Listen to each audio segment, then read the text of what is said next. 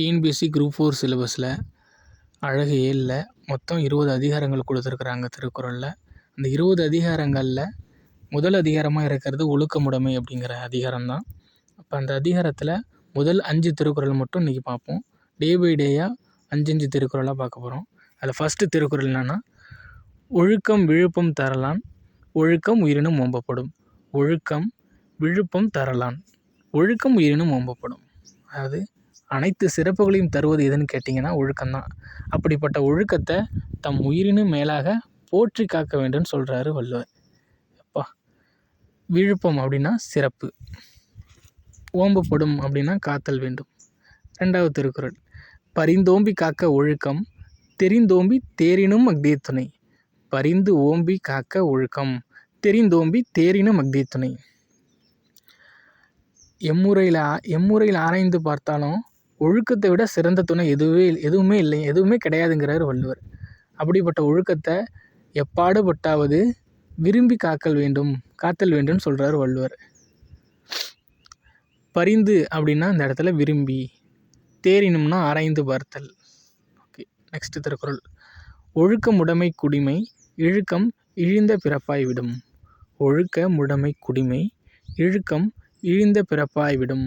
அதாவது ஒழுக்கம் இருக்கிறவன் உயர்குடி, ஒழுக்கம் இல்லாதவன் தாழ்குடி அப்படிங்கிற கான்செப்ட் எடுத்துக்கலாம். இந்த இடத்துல குடிமைனா உயர்குடி, இழுக்கம்னா ஒழுக்கம் இல்லாதவர். அவ்வளோதான். 4வது திருக்குறள், மரப்பினும் மூத்து குழலாகும் பார்ப்பன் பிறப்பொழுக்கும் குன்றக்கெடும். மரப்பினும் மூத்து குழலாகும் பார்ப்பன் பிறப்பொழுக்கும் குன்றக்கெடும். அதாவது ஒருவன் தான் கற்றிய கல்வியை மறந்துட்டால் கூட மறுபடியும் படிச்சுக்கலாம். ஆனால் ஒருவன்கிட்ட இருக்கிற ஒழுக்கம் கெட்டு போச்சுன்னா அவன் குடியின் சிறப்பே அழிஞ்சு போகும். அதுதான் சொல்கிறார் வள்ளுவர். மரப்பினும் மூத்து குழலாகும் பார்ப்பன் பிறப்பொழுக்கும் குன்றக்கெடும். 5வது திருக்குறள், அழுக்கார் உடையான் கண் ஆக்கம் போன்றில்லை ஒழுக்கம் இலான்கண் உயர்வு. அழுக்கார் உடையான் கண் ஆக்கம் போன்றில்லை ஒழுக்கம் இலான்கண் உயர்வு. அதாவது பொறாமல் இருக்கிறவன்கிட்ட செல்வம் என்றைக்குமே நிலச்சி நிற்காது. அதுபோல் ஒழுக்கம் இல்லாதவன்கிட்ட உயர்வு இருக்கவே இருக்காது அப்படிங்கிறாரு வள்ளுவர்.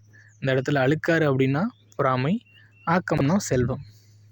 ஓகே, ஒழுக்கமுடைமை அதிகாரத்தில் முதல் 5 திருக்குறள் இப்போ பார்த்துருக்கோம். இதிலேருந்து எப்படி கொஷின் கேட்கலாம் அப்படின்னா, தம் உயிரை விட மேலாக எதை போற்றி காத்தல் வேண்டும் என்று வள்ளுவர் குறிப்பிடுகிறார். அப்போ ஃபஸ்ட் ஆப்ஷன் இரக்கம், செகண்ட் ஆப்ஷன் ஒழுக்கம், தேர்ட் ஆப்ஷன் பண்பு, ஃபோர்த் ஆப்ஷன் அன்பு. அப்போது ஆப்ஷன் செகண்ட் ஆப்ஷன் தான் கரெக்டு. அப்போது குறள் ப்ளஸ் பொருள், குறள் தெளிவாகவும் படிச்சிருக்கணும், அந்த குறளுக்கு உண்டான விளக்கம் தெளிவாக படிச்சிருந்தால் மட்டும்தான் ஆன்சர் பண்ண முடியும். வேறு மாதிரி எப்படி கேட்கலான்னா, அந்த குறள்லேருந்து கூட கொஷின் கேட்கலாம். உயிரினும் ஓம்பப்படுவது எது அப்படின்னு கூட கேட்கலாம் பாருங்கள். உயிரினும் ஓம்பப்படுவது எதுன்னு கூட கொஷின் கேட்கலாம். அப்புறம் வேறு மாதிரி எப்படி கேட்கலான்னா, பொறுத்துகையில் கூட கேட்கலாம். அந்த சொற்பொருளில் குறளில் இருக்கிற அந்த ஒரு இப்போ விழுப்பம் அப்படின்னு இது பண்ணோன்னா அதுக்கான அர்த்தம் சிறப்புன்னு நமக்கு தெரியும். அப்படி கூட பொறுத்துகையில் கூட கொஷின் கேட்கறதுக்கான வாய்ப்புகள் நிறையா இருக்குது.